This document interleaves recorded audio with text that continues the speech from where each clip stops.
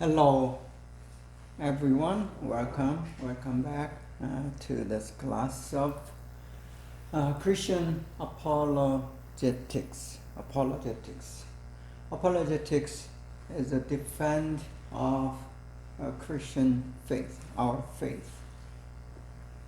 And last couple of weeks, we have been looking at the basic concept and the definition of apologetics. Now, this is week number 3 and lesson 2. We'll begin looking at a brief history. Before we go into the brief history, actually, it begins with the first century apologetics. But prior to having that first century apologetics of Christianity, of course, there is a history of apologetics in the Bible as well. And it's in the Old Testament. And you find some incident or examples of apologetics in the New Testament. We'll take a look at those biblical examples, and then we have some biblical principles of Christian apologetics as well. We'll look at them later on and later lessons. But today, knowing that there are some incidents of biblical examples in New Testament and also some in Old Testament, we'll go into a brief history beginning from the first century. First need for Christian apologetics, it arises against the attack from Judaism, because, as you may know already, the Christianity born out of Judaic faith, the Yahweh God, the only one God they worship, the God above any other little small gods or spirits. That was how they perceived that unique, powerful, only God above everything. But what it makes very distinctive about Judaic God, the Yahweh God, is He is the creator. Anything and everything is created by Him. And the creation, it's not the fact that God created something.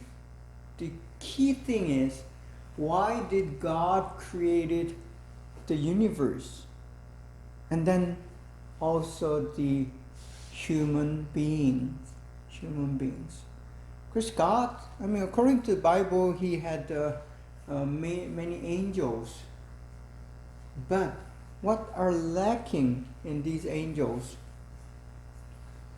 He finds in a human being. Angels are spiritual beings. They are not the earthly beings. And the angels don't have flesh and bones, but we do.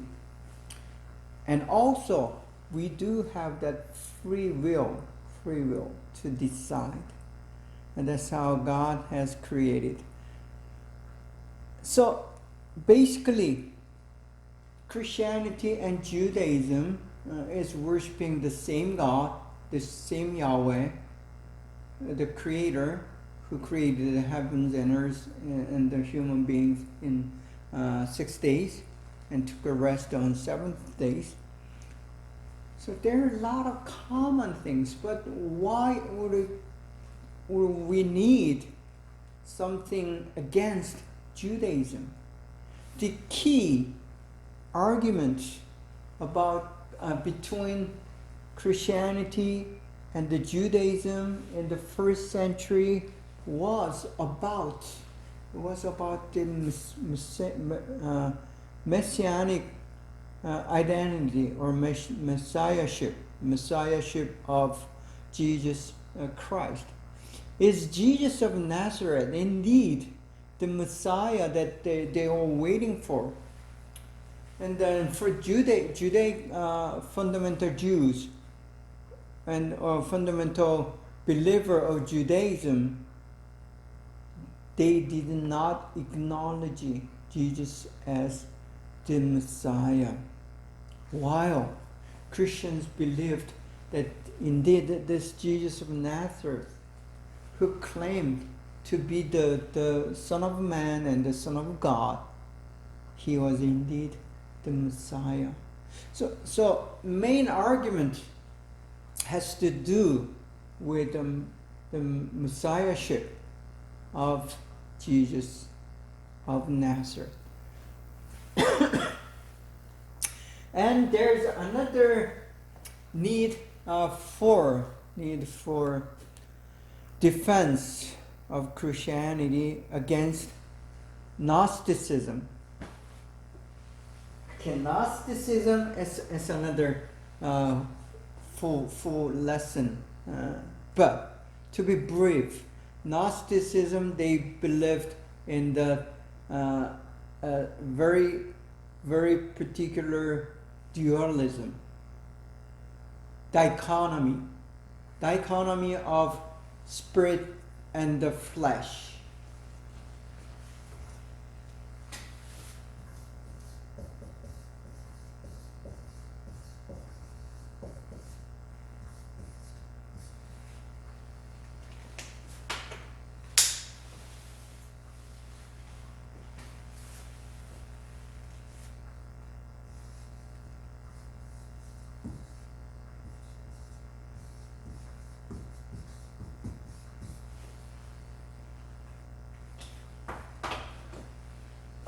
So this Gnostic idea came from the Greek philosophy. Basically, in Greek philosophy, there's something that's flesh, visible, touchable, of this world. And then there's something that is spiritual or unseen. The problem with this dichotomy is they thought, Gnostics thought the spiritual side of human reality or the reality in general is good.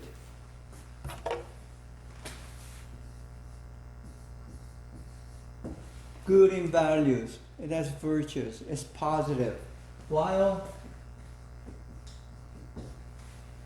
this earthly thing, earthly part, the body, physical, and sexual desire, all these things that rise out of body, eating, sleeping, and all this human endeavor that is done on earth is bad. So bad and good, evil and good was labeled according to just seeing reality.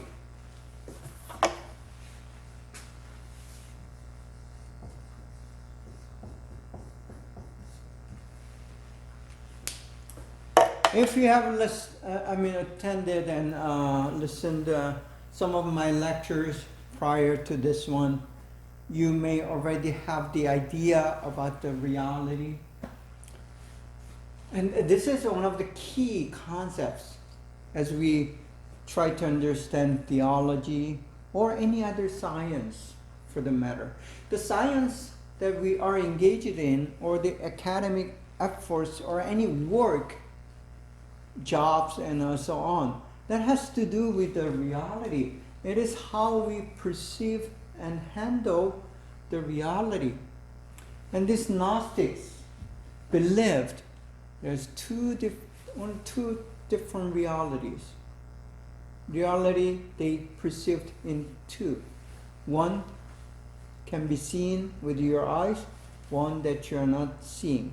The mind, the intellect, and idea or idea in Greek. These are good things. Logos, these are good things. So you find that the word logos in the Bible as well. As you read John chapter 1, Gospel of John chapter 1, it begins with a discussion about the logos. So thus, the logos is a very positive thing.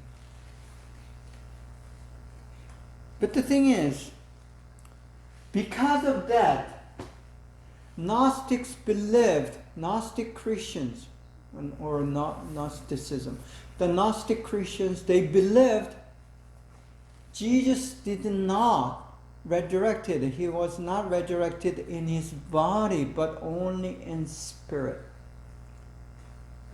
Because body is evil, I mean, it cannot be resurrected.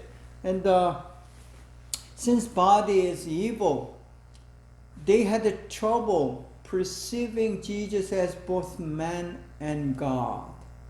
So they denied, Gnostics tried to deny the humanness or madness or physical presence of God, which is also called incarnation in theological term.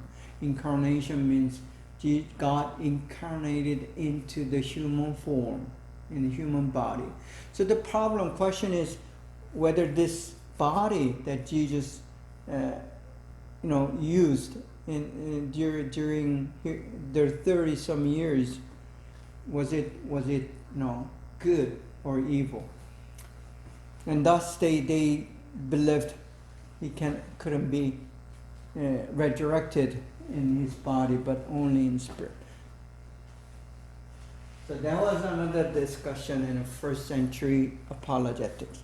So the apostles and early fathers were busy, very busy, defending Christian faith against Judaism, against Gnosticism.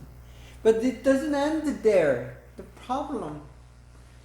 So Gnosticism is, we can define it as one of the heresy.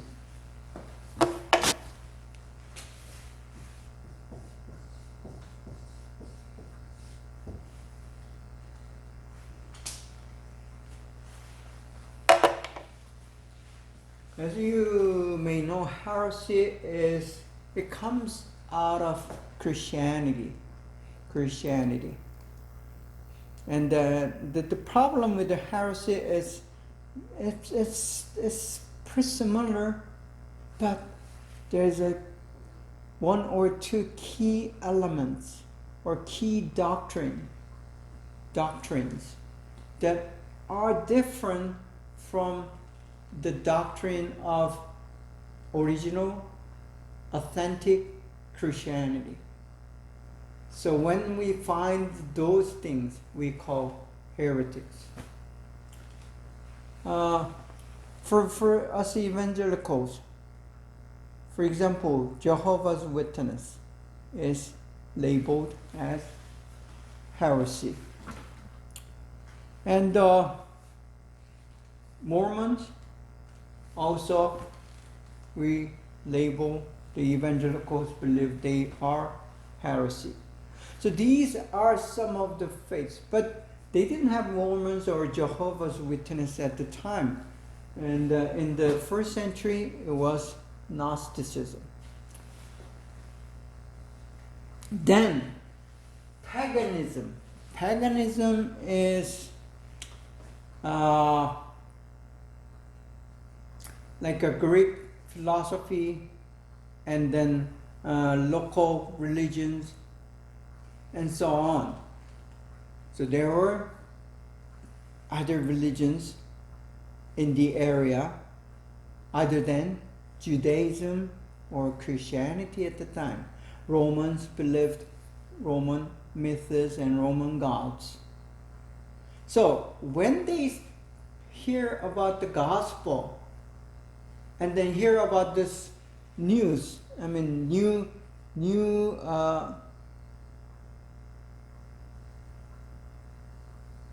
rumors, they call the rumors about Jesus of Nazareth. He is the Christ, and he has died, and he was resurrected, and all these rumors, they were at the beginning interested, and then they did not all of them believed. Many did not believe, and they begin to attack Christianity for no reason, and it's called the secular attack. So paganism today is in the form of secularism.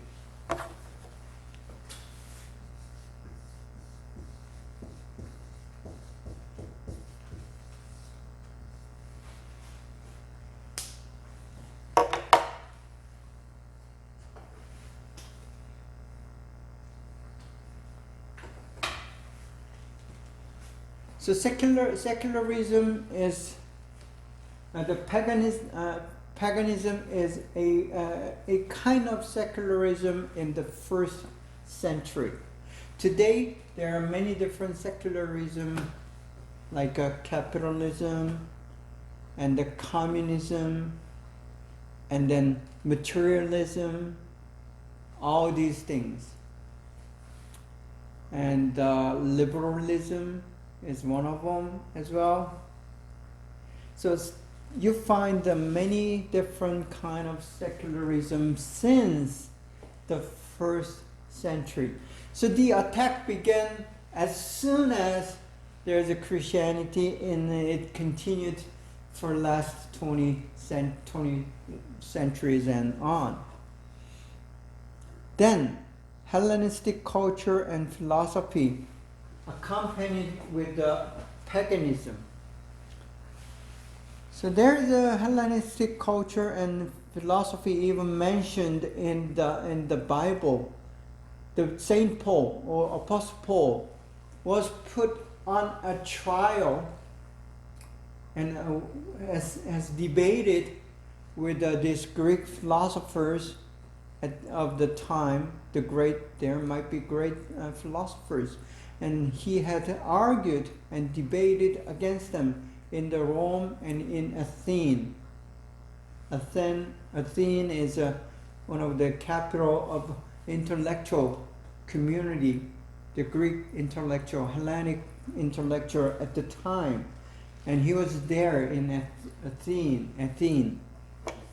And then, he had the discussion and debates for days with these philosophers, defending Christianity and letting them hear about the Jesus Christ, the very Son of God. So that's how it began. So as soon as Jesus appeared, was on the land, even before his crucifixion, began this venture of apologetics. So they needed to defend. Jesus needed to defend himself. Now we go into the second century. Kind of going pretty quick, but we're just briefing. And Christianity began to engage at an intellectual level with the Greek philosophy. It began in the first century and it continued until the second century as well. They modeled, the Christians modeled their argument after contemporary philosophical refutation of polytheism and the critique of pagan philosophy by Hellenistic Jews. So what it means is, as Christians try to argue against these Greek philosophers and Judaic Hellenic Jews. Hellenic Jews, let me try to explain Hellenic Jews first.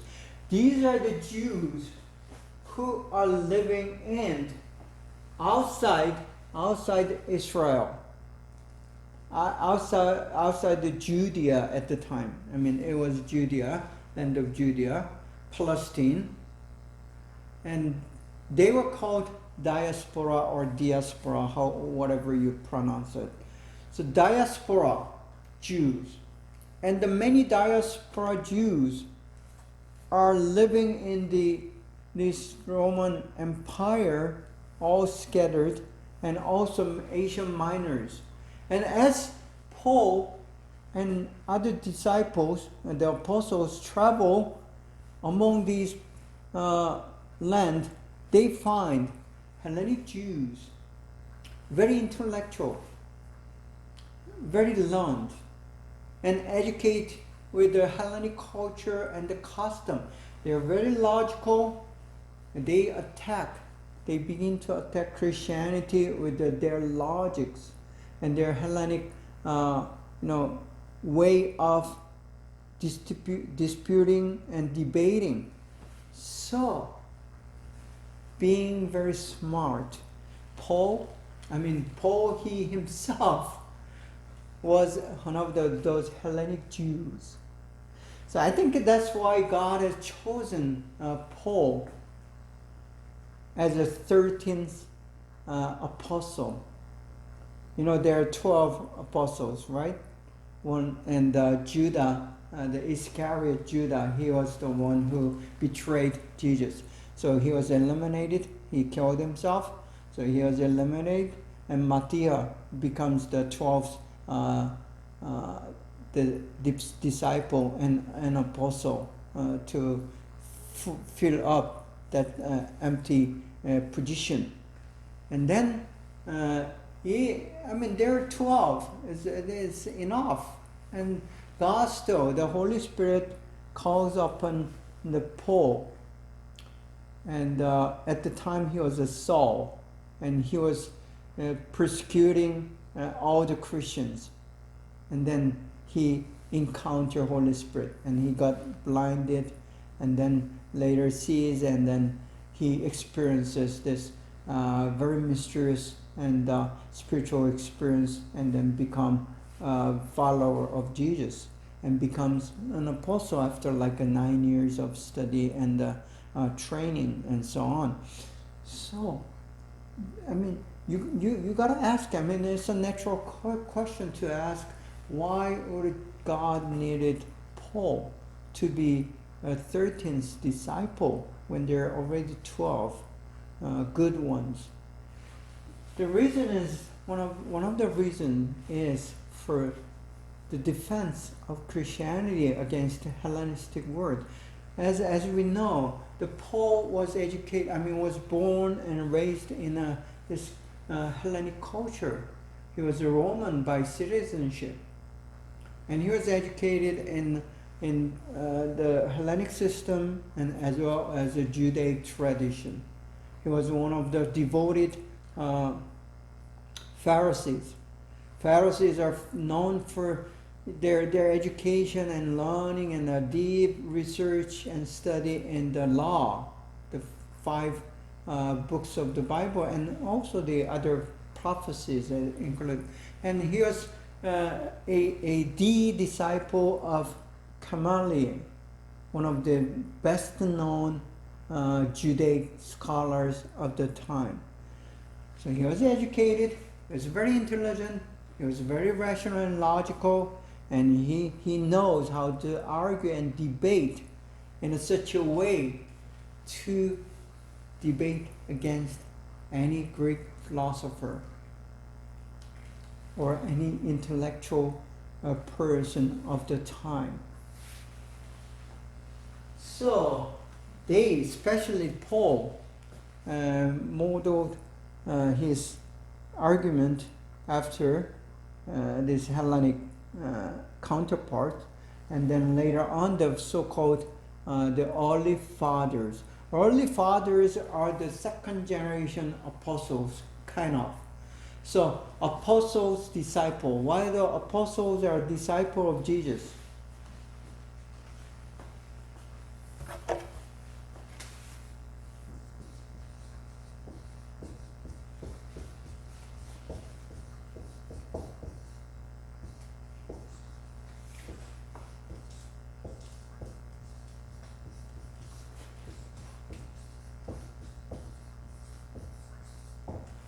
Yeah, early fathers with a capital F. These are the guys, these are the Christian leaders who has been discipled by, learned, and educated, trained by these apostles, 12, the 13 apostles actually. But not all the 13 apostles are engaged in the doing of training, but there are a few. So these early fathers in the second century, continuing to the tradition of Saint Paul, Apostle Paul, they adopted Paul's theology and methodology of apologetics and continued that tradition. And then it says, attracted greater attention from Roman society. Because if you just said, okay, this is what happened in the land of Israel, in the Jerusalem. This is a guy from Nazareth. And nobody will give interest. But when they heard very rational and logical argument with evidences, because for the Roman judiciary system and the law of the court system, the evidence and logic and rational, and then becoming objective about presenting a case or cases, it was very key and important value to this Hellenistic and Roman culture and society. What it means is they loved to have these debates and discussions and come out with a conclusion that is very logical and objective, therefore. So you know the big names like Aristotle, Socrates. These are, they don't just come out of nowhere, but they come out of this rich tradition of very scientific and logical and rational arguments and debates. So they loved doing that. Because of that fact, and when the case was presented, the case of the gospel, case of Christianity, case of Jesus of Nazareth, the Christ, which they heard as a rumor, when it became very clearly, logically presented to them, it was very persuasive. Not only persuasive, because as persuasive, they give attention, they listen, they begin to listen, and they begin to think, and they begin to, argue in themselves, in their hearts. Is this really true? And says, what if it is true? What if it is true? So this all begins with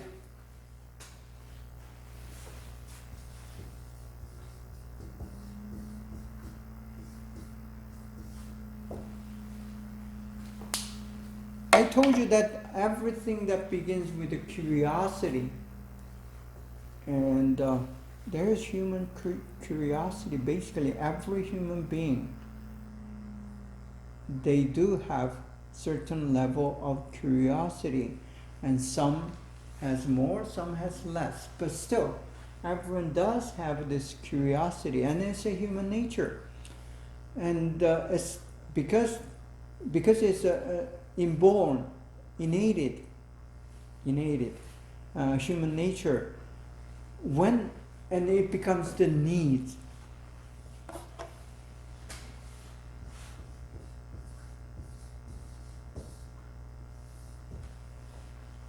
So curiosity is one of the basic human needs. We need to eat to survive. And there's a desire for sex. That's also human need. And there is a desire to sleep. That's a human need. You cannot live without sleeping, drinking, eating. And another thing that drives human being, the human need, is curiosity. So, Romans, when they're fed, when they're rich, when they're comfortable enough and peaceful, because Roman empires, they gathered all the riches from the colonies and brought it into the Rome. And they were, rich, abundant. And once people are wealthy, or at least when their basic needs, like eating and sleeping, is fulfilled, then we think of these other things. But I think the curiosity, goes even beyond those basic needs. I think curiosity is first utmost need. And because, having to do with the curiosity, the Satan in the Garden of Eden, when there's Adam and Eve, the strategy for Satan was to feed on their curiosity. That's how he worked. That's how he was successful in tempting and make them to fall, or make them to, deny themselves or deny God or doubt God. That's curiosity. And curiosity always accompanied with this thought of doubts. Because human beings, any adults, and even the little children are most curious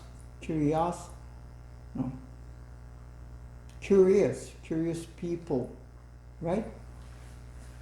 But when you're a human being, your curiosity is always comes with this doubt. And Satan was very successful in his strategy. Anyway, because of that reason, it attracted greater attention from Roman society.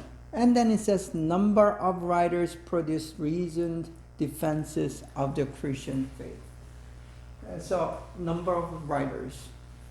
There were several of them we still have the record of, but I'm sure there has been written a lot more than what we see today. It's been 2,000 years, and not many of those materials that are written as a defense or apologetic documentations are left remains. All right, that's 2nd century apologetics. Let's take a short break here and today, and I'll come back in 10 minutes.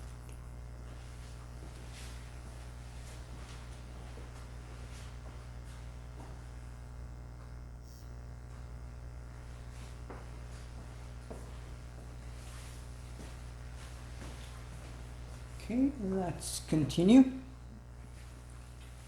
on our study on a brief history of Christian apologetics.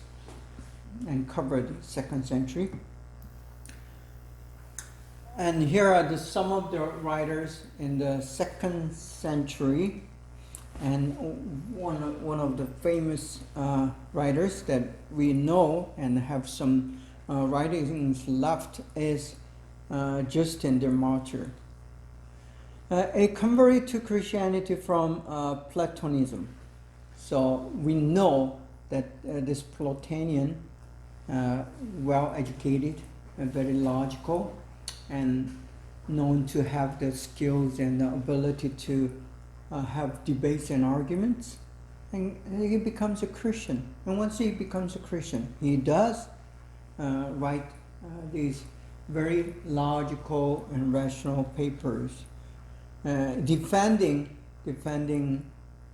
Christianity. Not only defending, his purpose was to not only defend, but let them know the Greek world, Hellenic world, let them know that this Christianity is the truth, and it is worth to believe. So he writes a dialogue with Typho the Jew. And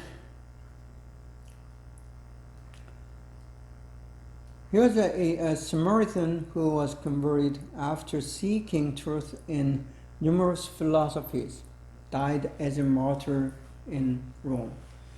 So that's why we call Justin the Martyr.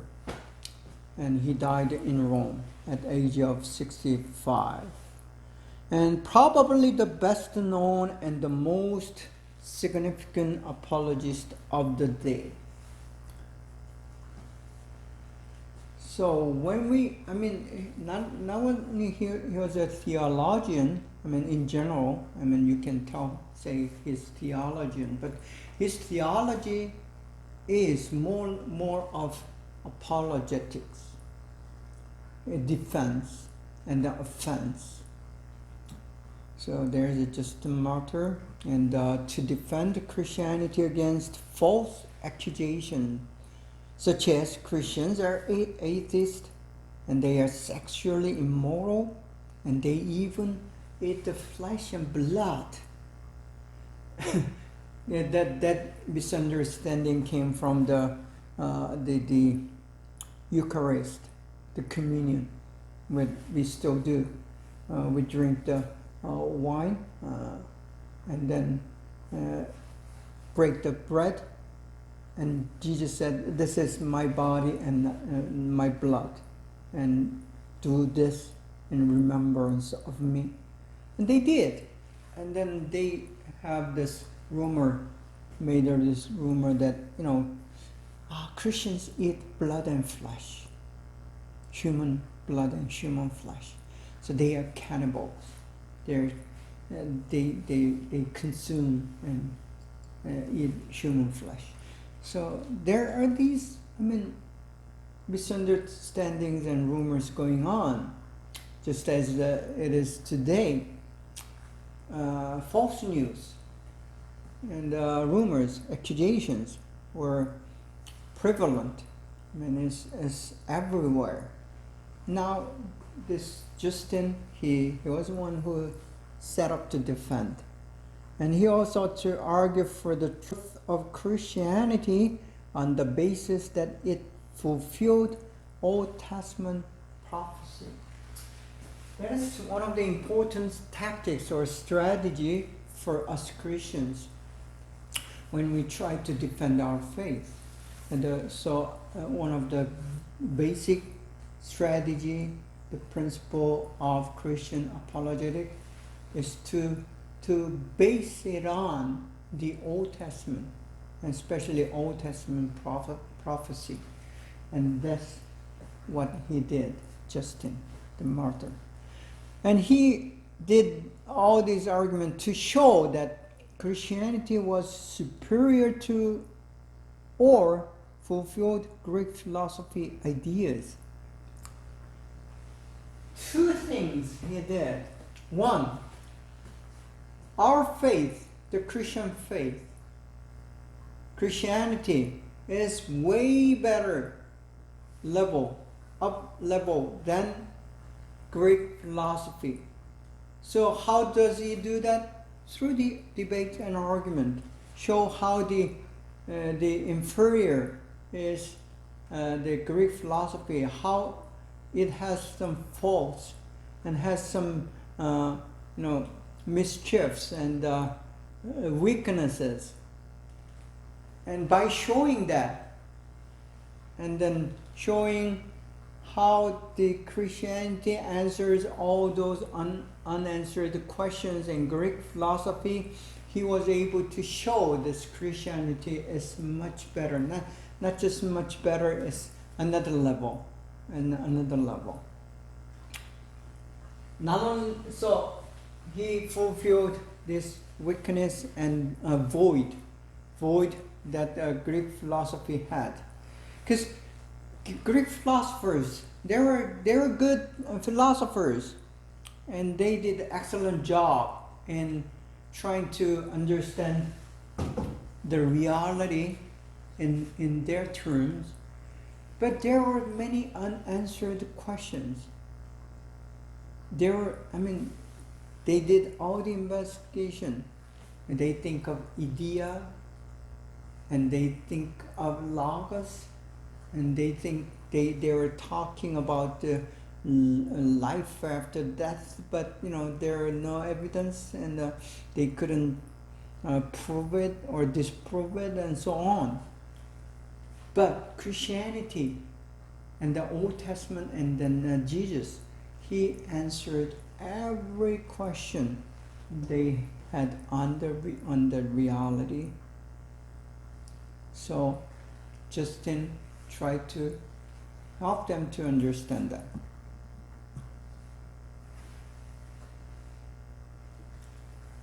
Now we go to the 3rd century.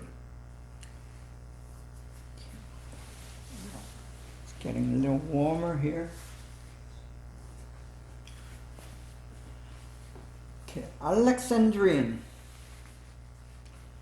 continues to assimilate arguments from Platonic and Stoic philosophers, as well as Jewish controversialists.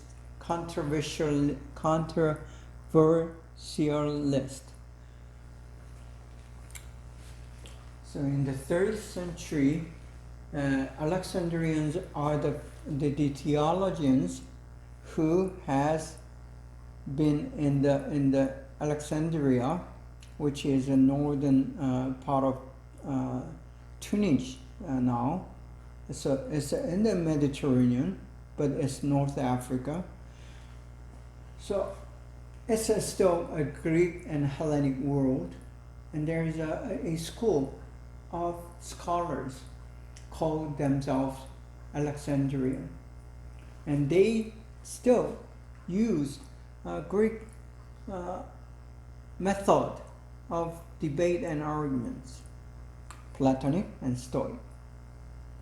The Platonic are following Platon, and Stoic are the followers on the other end of Greek philosophy. And then we have one of the known Alexandrian is Clement of Alexandria. He wrote a number of theological discourses and an apologetic work called Protrepticus.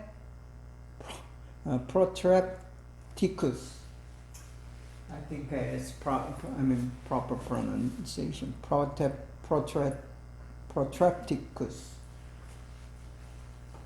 So, and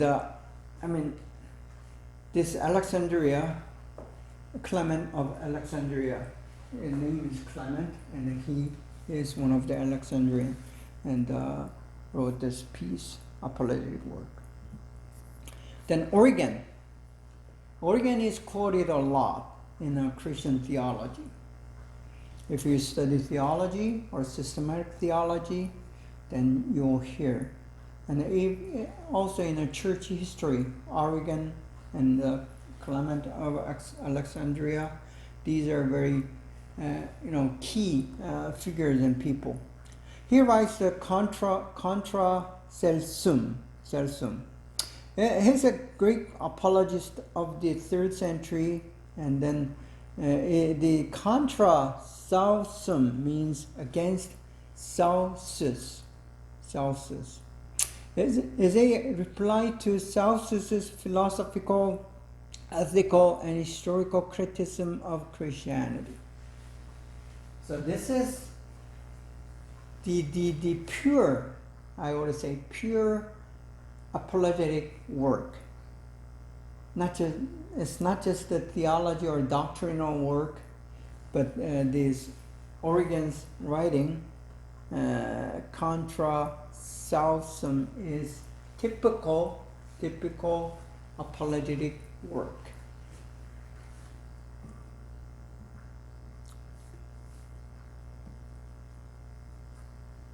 Now we go into 4th century, going kind of fast, but we cannot go every detail since we don't have enough time to deal with it.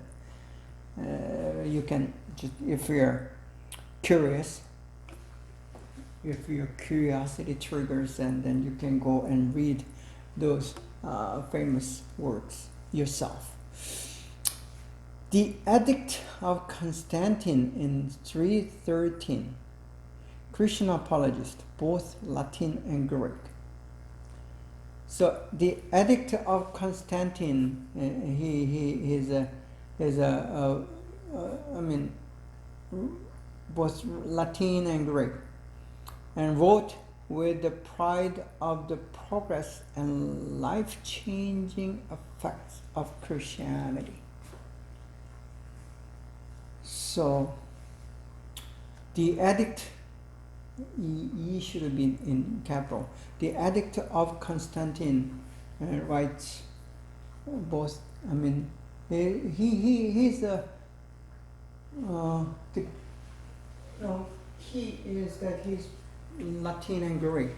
He has both cultures. Not only the Greek philosophy, he was well educated in the Latin kind of culture. The main impression, the simple prototype or stereotype about the Latin and Greek of the time is the Greek is more intellectual, while the Latin culture is more of the emotional. And then when you do the apologetics, it is not only a science, meaning you need the brain, logic, and rational and logical kind of argument, but at the same time, it has to be heart-moving. The persuasion, when you try to persuade someone, there are two different ways. One, using argument, logical, making it very objective. So one who listens agrees and comes with his or her own conclusion, logical conclusion about the issue. That's one way of doing persuasion. But on the other hand, you can move someone's mind and heart with the emotional, and then kind of attitude as well speaks. So there is another dimension of persuasion as well. So the apologetics is not only a logical, rational brain process, but you have to move one's mind and heart and emotion, and should be able to motivate that person. So it's holistic.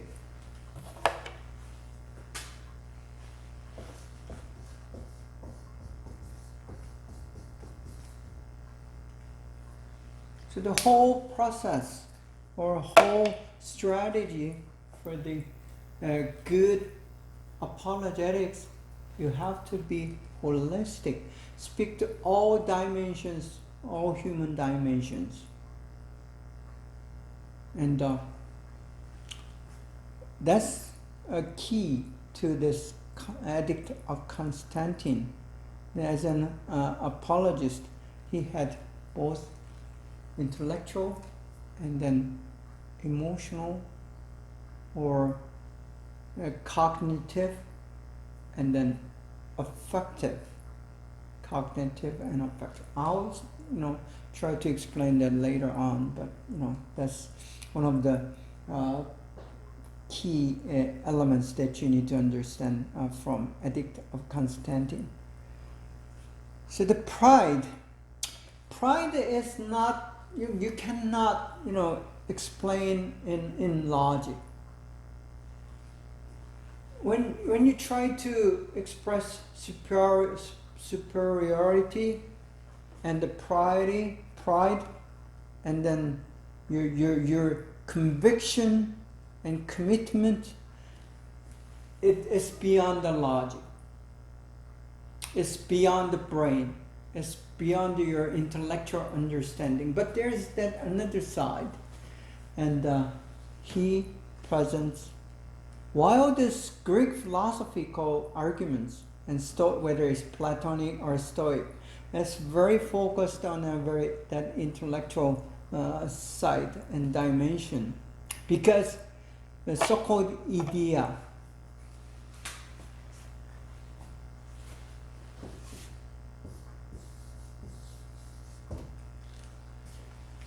this idea, right?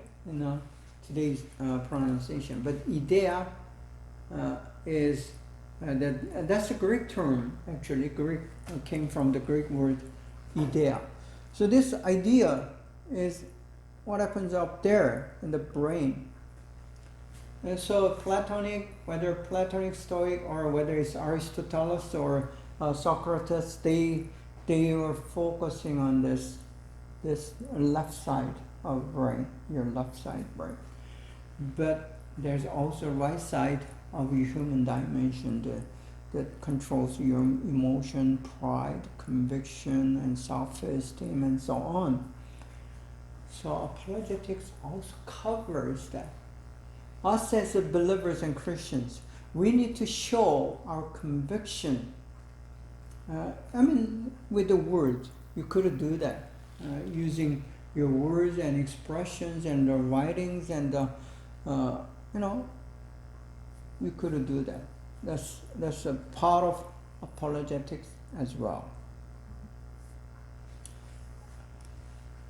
This Aurelius Augustine, a bishop of Hippo, the bishop of Hippo, one of the most known and well-known and famous, not only famous but important figure in Christian theology and Christian history and church history. This Augustine lived from AD 354 to 430. So basically, the third, fourth, and fifth century, right? Okay. Apologetic and theological writings ranged widely over the areas of human culture, philosophy, and history. So he extends or expands the relevancy of Christian faith from religion to all the areas of human reality. So he was not in full extent, but still, Augustine tried to be holistic in his approach to Christianity. So one of the good, needed arguments for today is to avoid this unhealthy dichotomy or dualism that came from the Greek philosophy of dichotomy, saying the flesh and the earthly thing is evil, and the only spiritual thing is good. So like saying pastor is a good job while doing the street sweeping is not, it's physical, it's secular, so-called. Doctors, still secular. Scientists, is secular. So in the old days, there's still some Christians who kind of believe that pastor, missionaries, and the church workers, and these are the blessed, anointed, and Christian good jobs, while the other jobs are called secular. That need to be broken. And Christian apologetics, as we continue to conceptualize, not only it is done against those who attack Christianity, but largely it happens within the church, meaning apologetics has a good use within our Christian community as well. Because there are many those who are misunderstanding Christianity itself. They have a very confused idea about Christianity, and our job as apologist is to correct that misunderstanding. So I repeat again, the larger part of apologetics has to do with within our Christian church.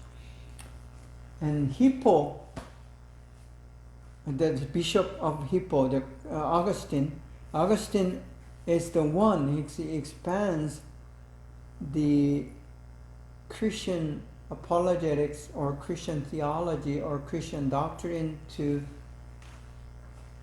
not only into the culture but other human dimensions. He's the greatest apologist and a theologian of this period and indeed of the first millennium of.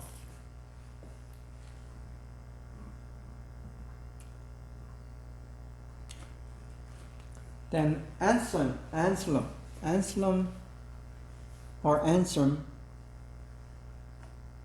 is he's the Bishop of Canterbury. Okay, Canterbury is in England, right? Yeah, Canterbury, England. Was one of the most creative and original philosophers the Christian Church has ever produced. So, key words for explaining the Bishop of Canterbury is the Anselm is his creative and his original.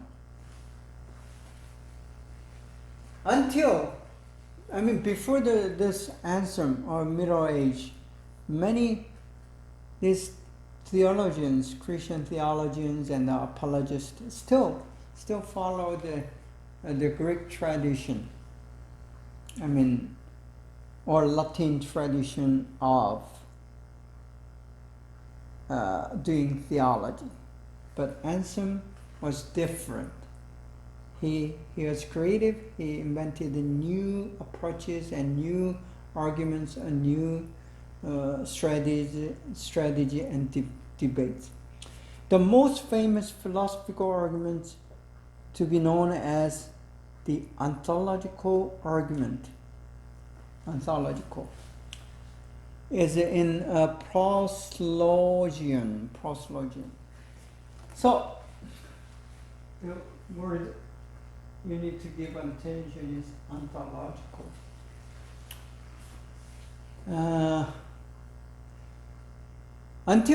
Until Anselm, their arguments were about the happenings or the actions or the consequences or activities, the things that are occurring, moving, and the dynamic. But ontological is what it is.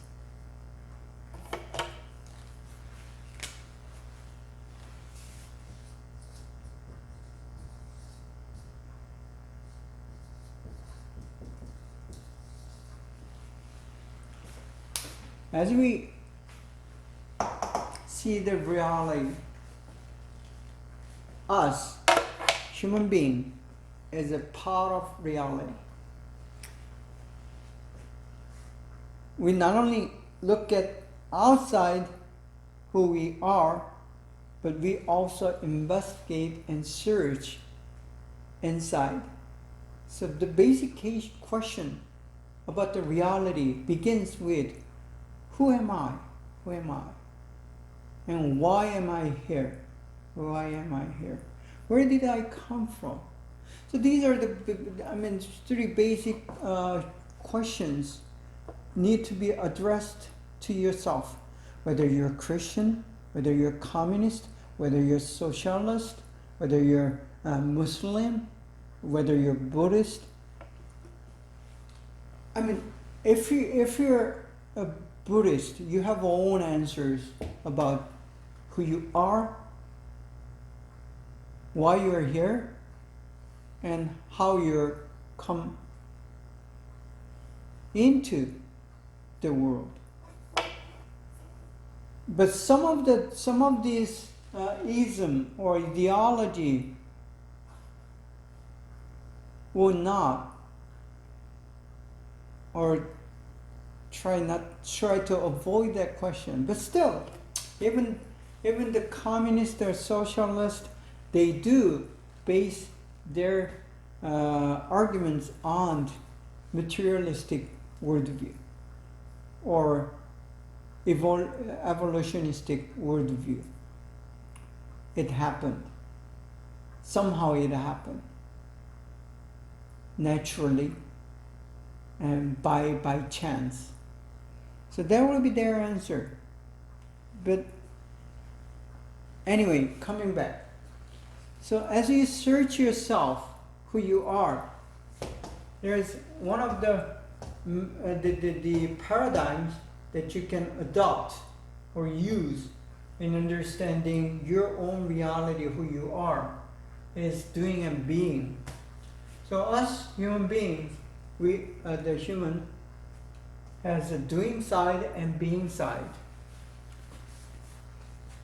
In apologetics, there is a doing argument and being argument. Ontology has to do with the being kind of argument. Now, Thomas Aquinas. Yeah, this is another well-known and famous theologian. He offers a response to the challenge of an uncritical Aristotelianism. Okay. And so he tries to answer that. And how does he do it? That would change the course of Christian philosophy and apologetics.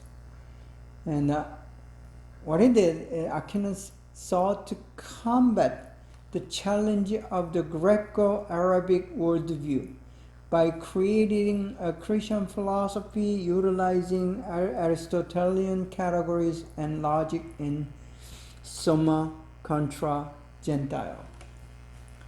So what he did basically is, there's a Greco-Roman Arabic, which is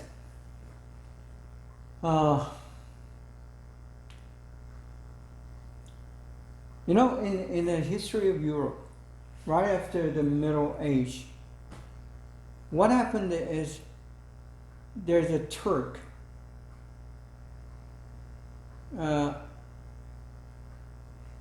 this Turkish Empire is basically as Muslim, Islamic, and also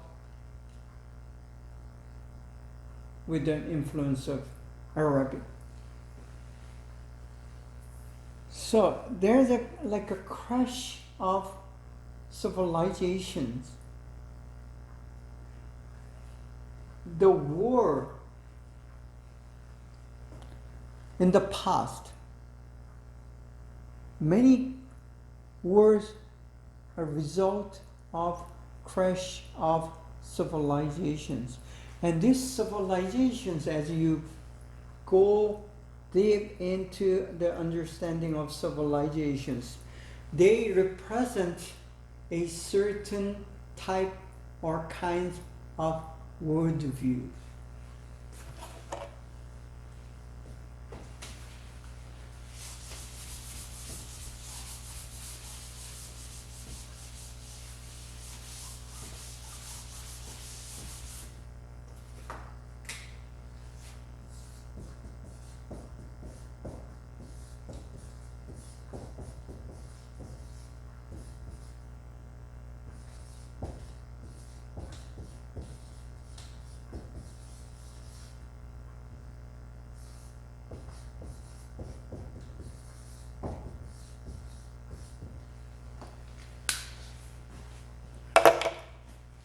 You need to understand this as well.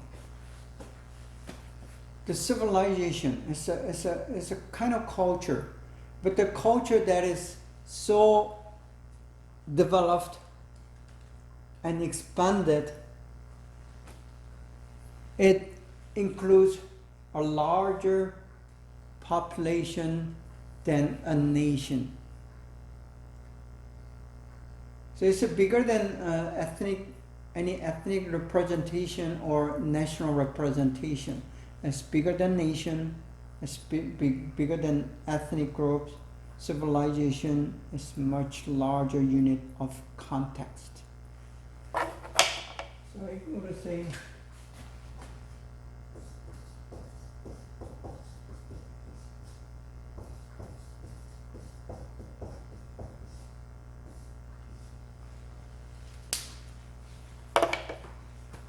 so you could say it's a man-made reality or dominant culture, dominant reality. So civilization is a very dominant, powerful, and extensive and intensive reality that is imposed on certain group of population. And for that reality, it always has certain worldview. And this worldview is usually is formed by a certain religion. So today we have very Islamic civilization. And there's something called Western civilization, which has its root in Christianity. And then Islamic civilization covers at least 1/3 of the earth today.